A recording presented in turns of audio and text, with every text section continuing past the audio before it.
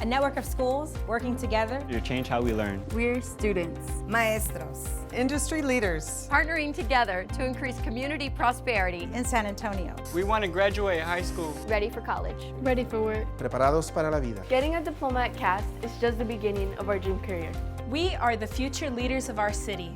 We are redefining, reinventando, revolutionizing how we teach, partner, and learn.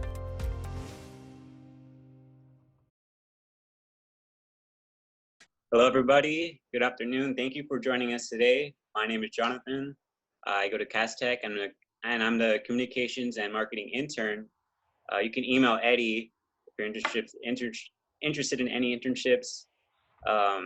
Today, our special guest is a nonprofit after-school arts program for youth called SACY, which stands for San Antonio Youth Yes.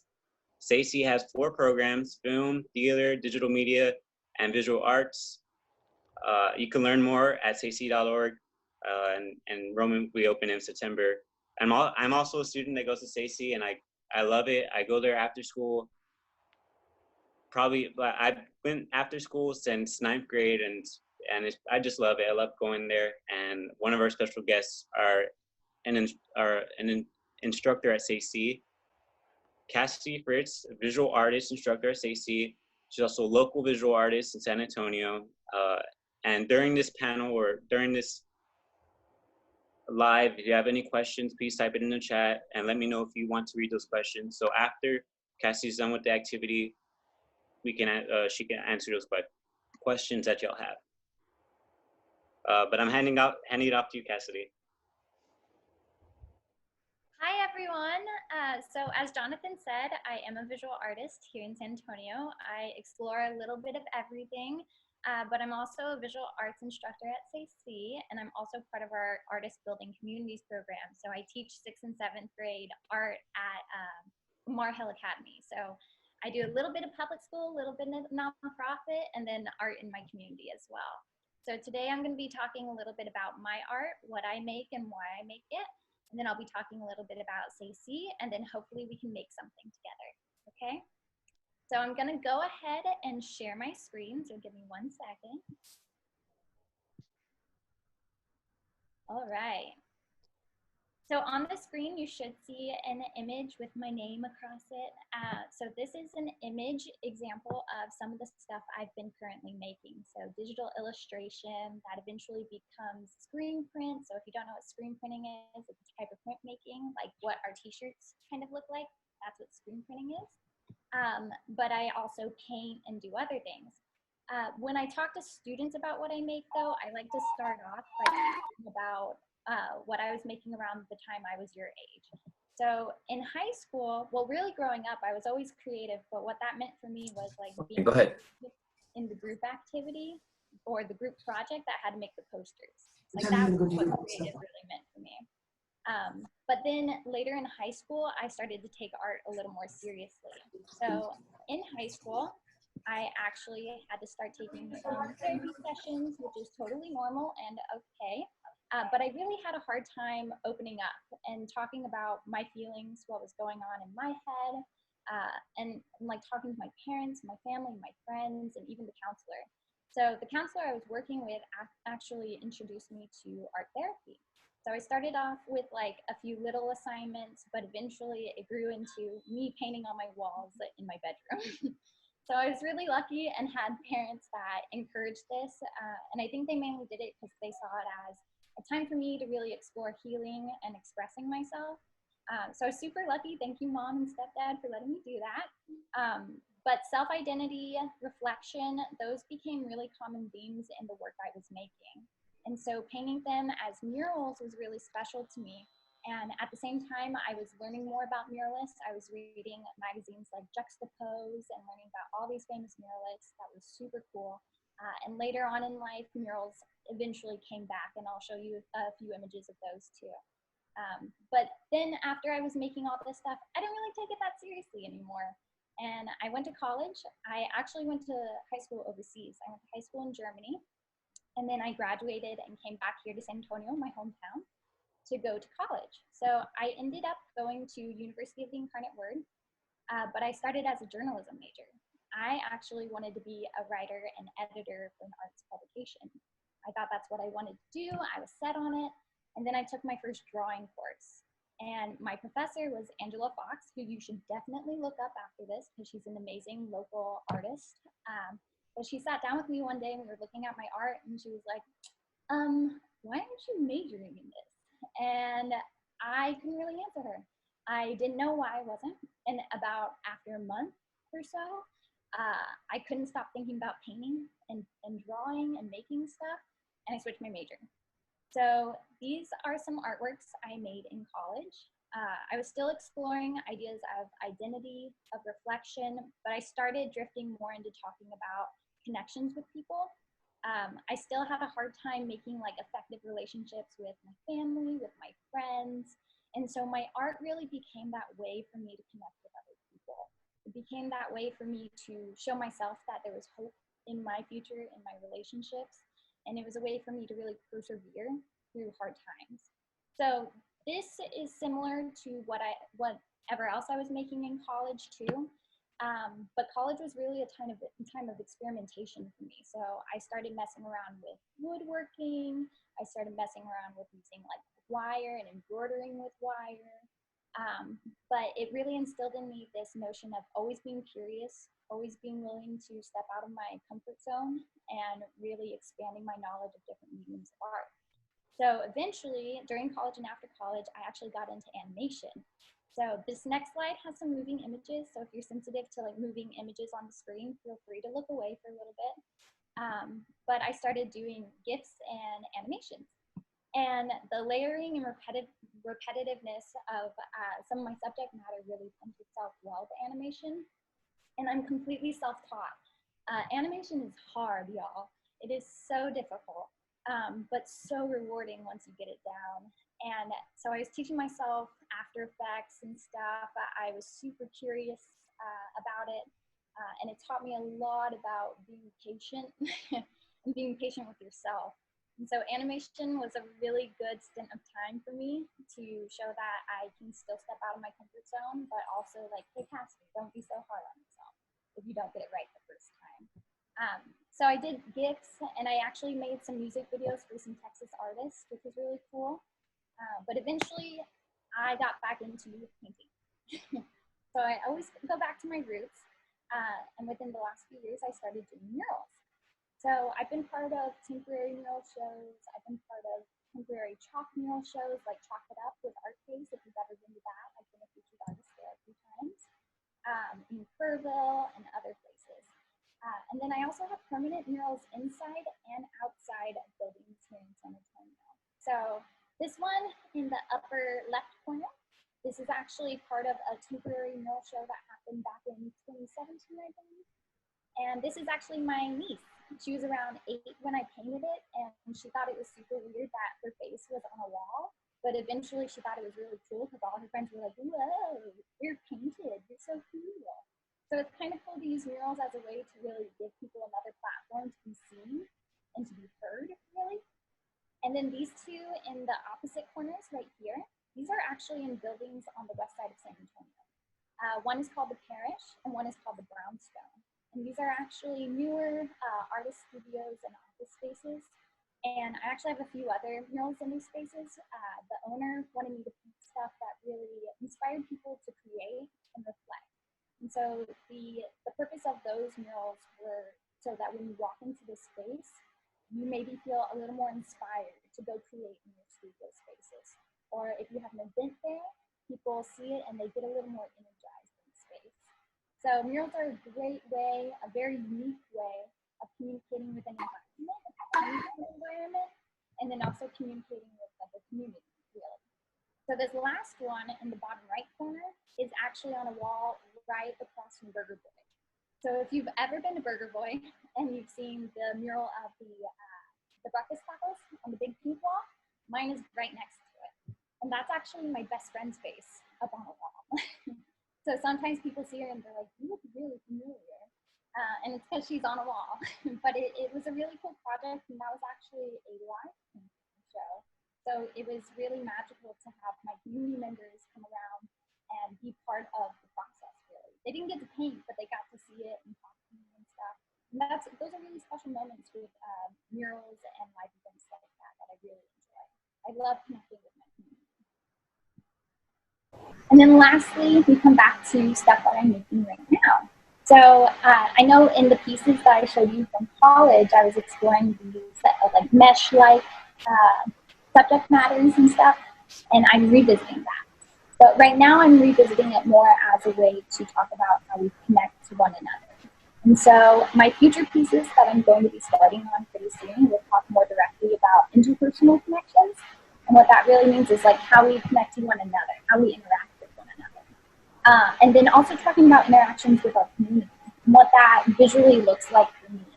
So art still is a way for me to communicate how I'm feeling, a way for me to form connections with other people, and a way for me to keep striving for something more in the future. So since you've seen a little bit of my art, what I want to do now is maybe open it up to a little bit of Q&A just for about 5 minutes or so.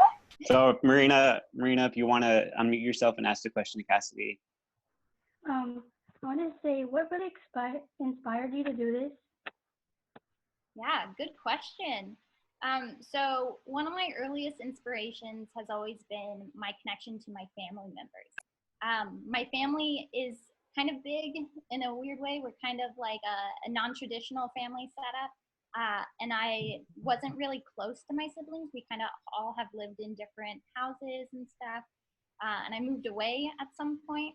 So it was really hard for me to create really strong connections with them. And so making art about those connections really helped me to reestablish that.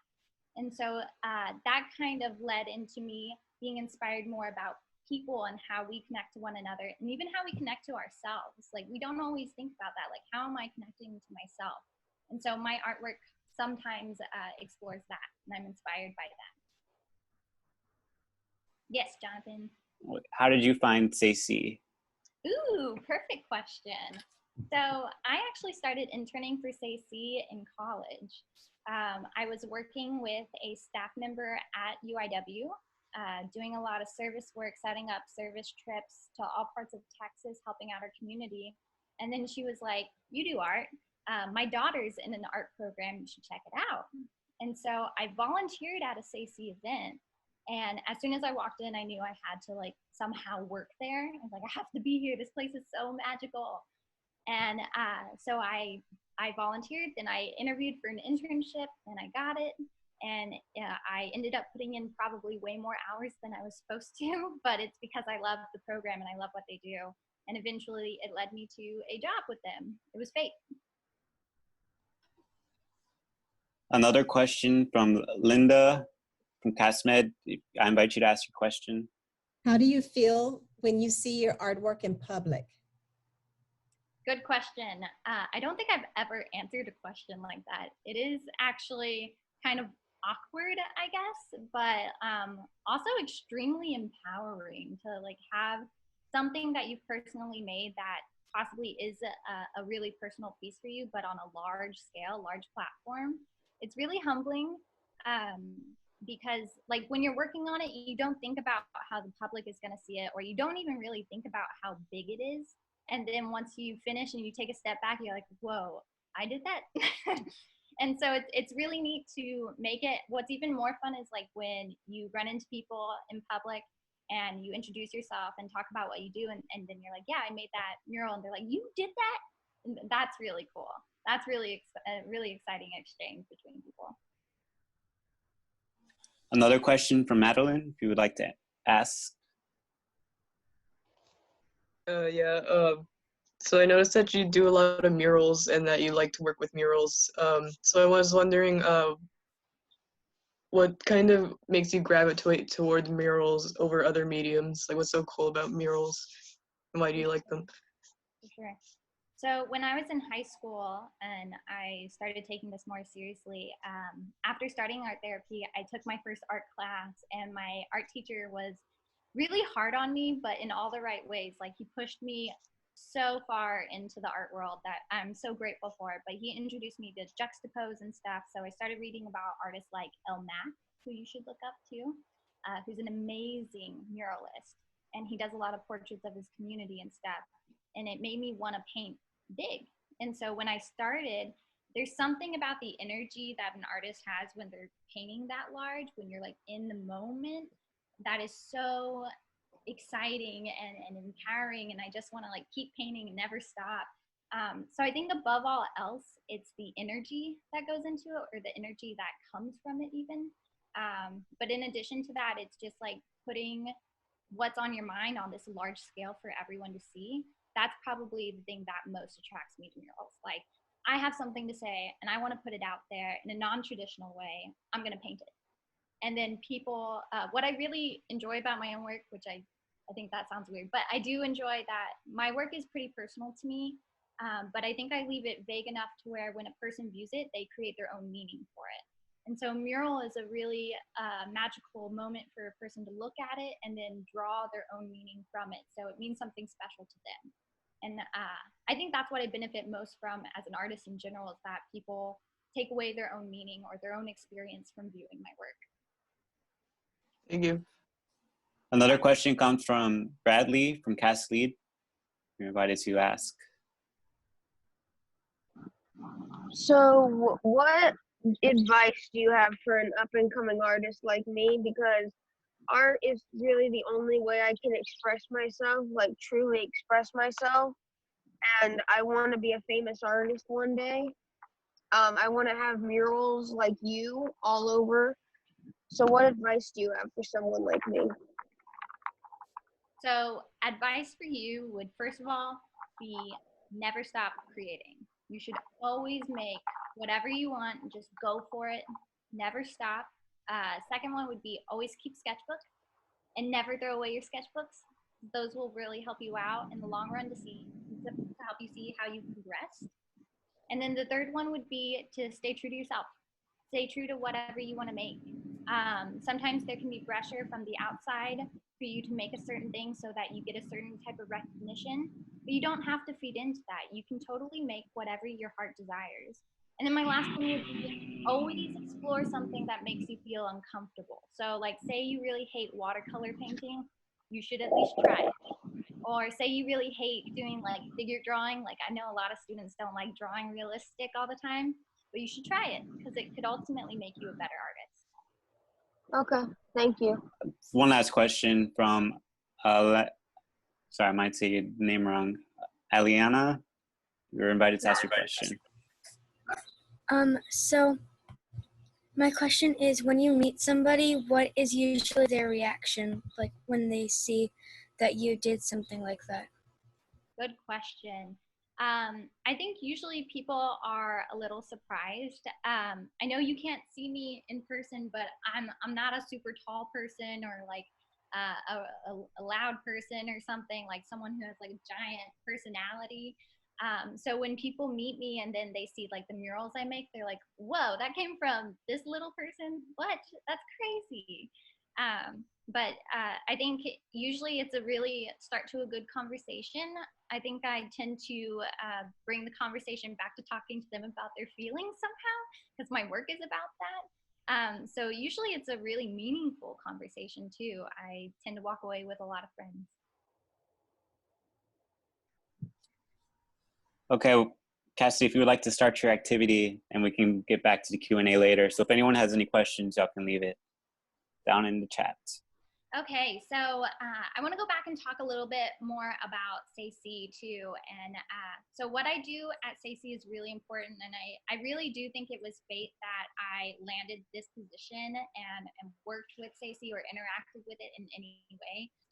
When I was a kid and I found art therapy, I was really lucky to have had that. But if I had a place like SACI, life would have been way different. But I think what I aim to do at SACI is always be the person I needed growing up. I need to be that person for my students and for other youth in our community. And so I think that's pretty similar to how CAST is. Like, we really aim to empower our youth, to respect their voices, follow their curiosities, and really help out youth into getting to where they want to be, and into getting to be leaders, really. Now, during this time, it's really weird because of COVID-19. It's had a drastic effect, of course, on our students and our staff. as well as just our communities. The artist community is struggling a little bit right now because it's just really different. No one can go out and get gigs that much anymore. But there is a lot of talk about self-care and making sure that your mental and emotional health is like good to go.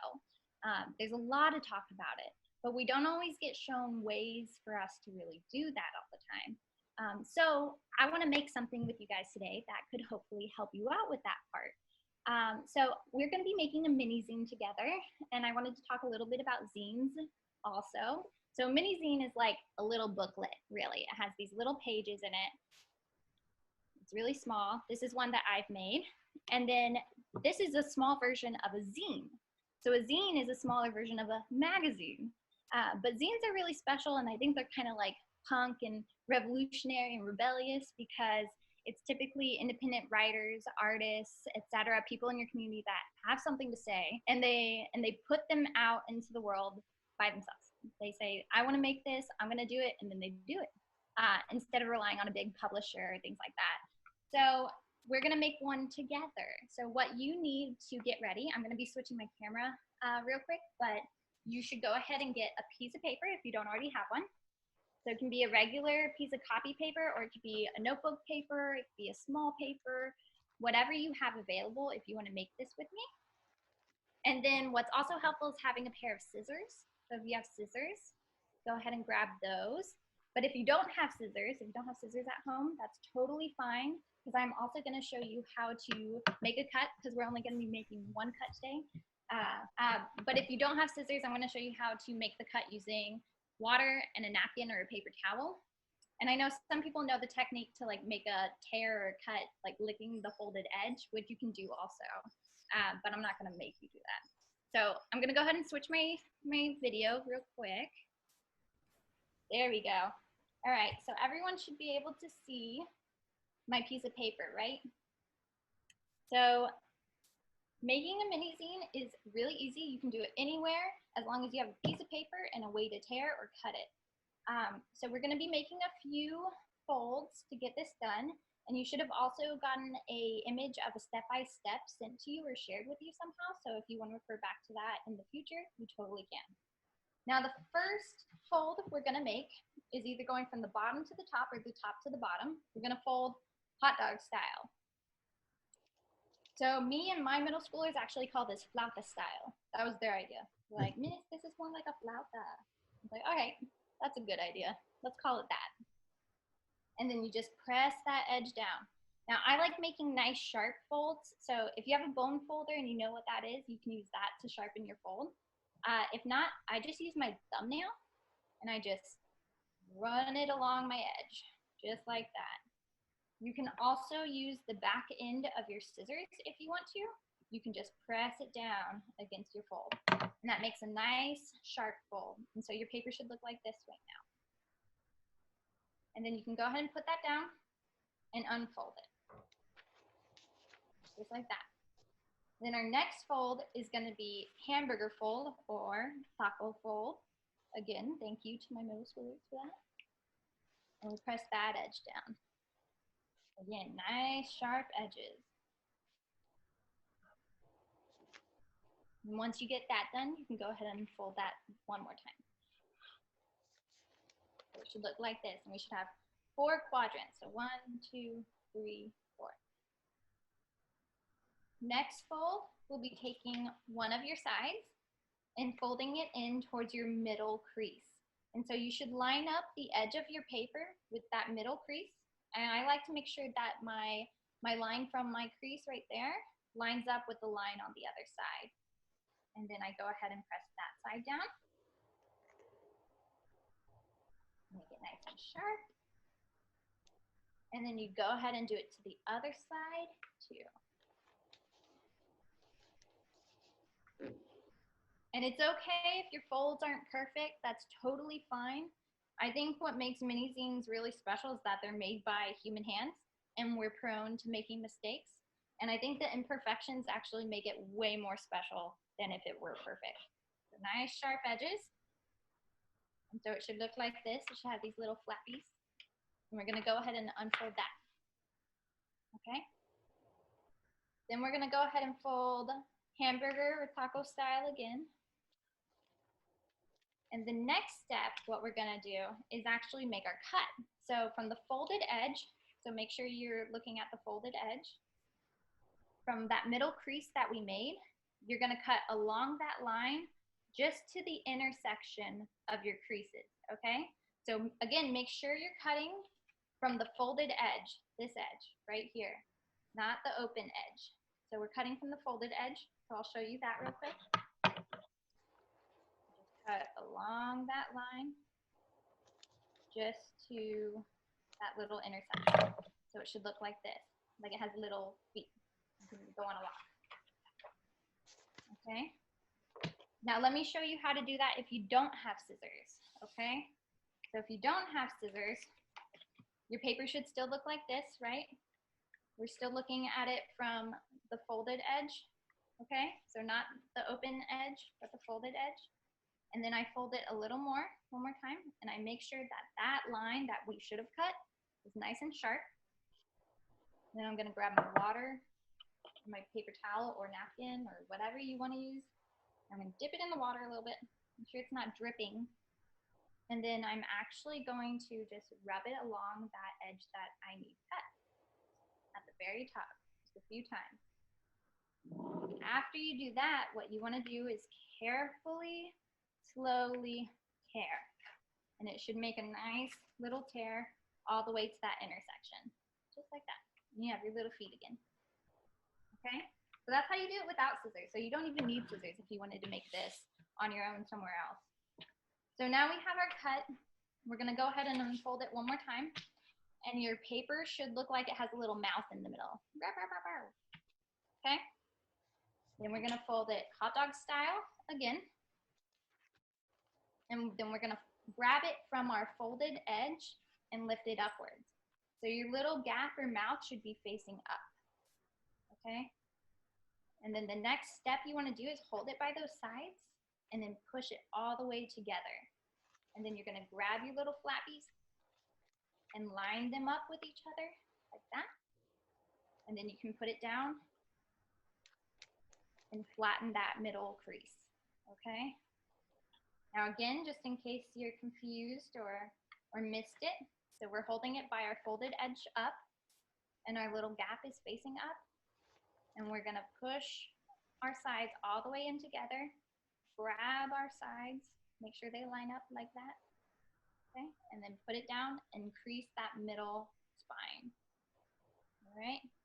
And then the last fold you're gonna make is doing like hamburger style again, but you're gonna take one side, doesn't matter which side, and then you're just gonna line it up and press down again.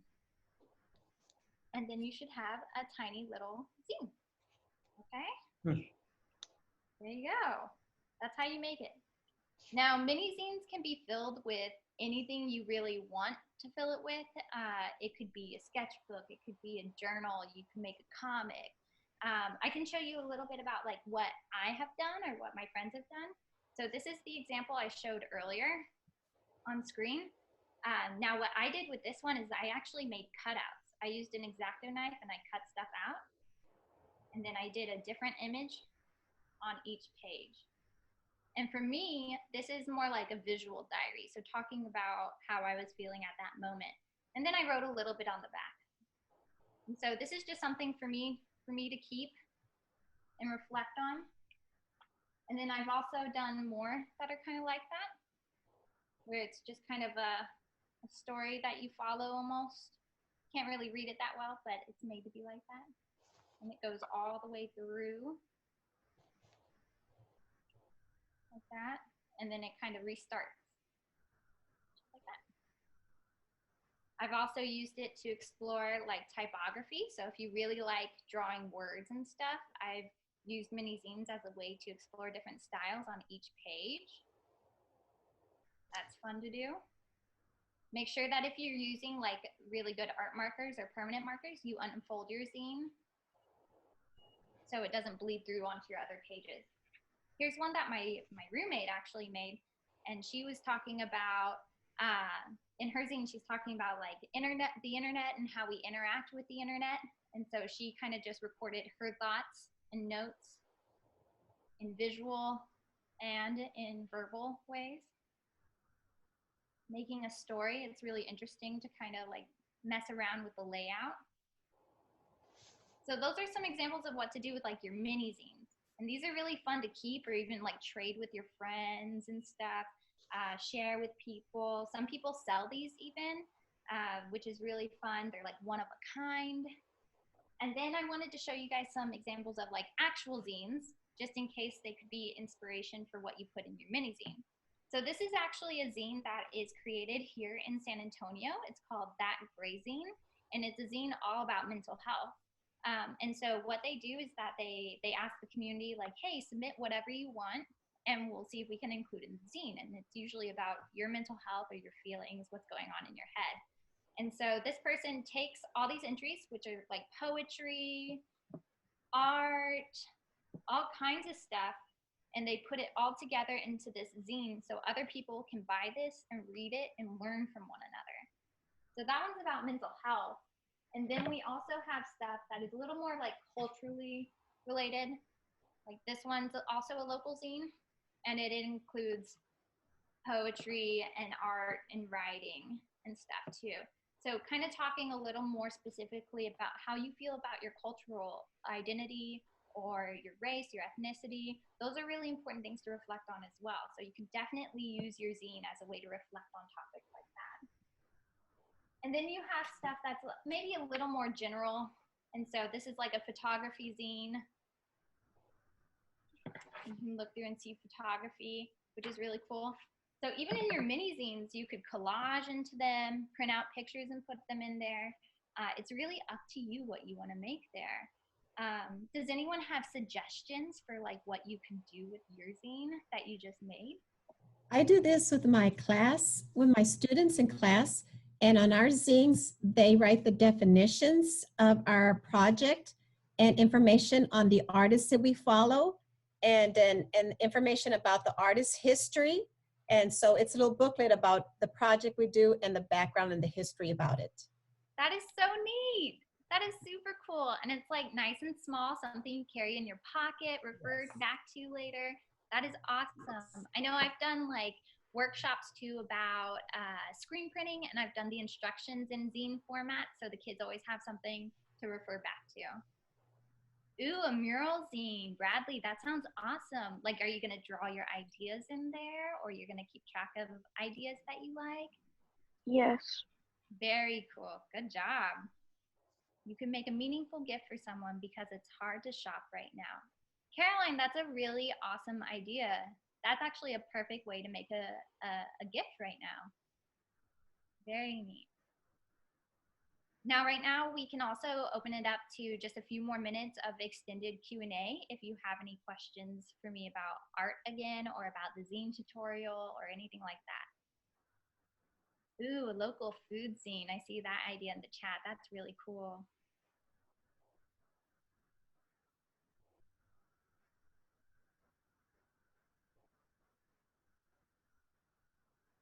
Yeah, I feel like a mini cookbook would be a really neat thing to refer back to or like pass down to people. That'd be neat.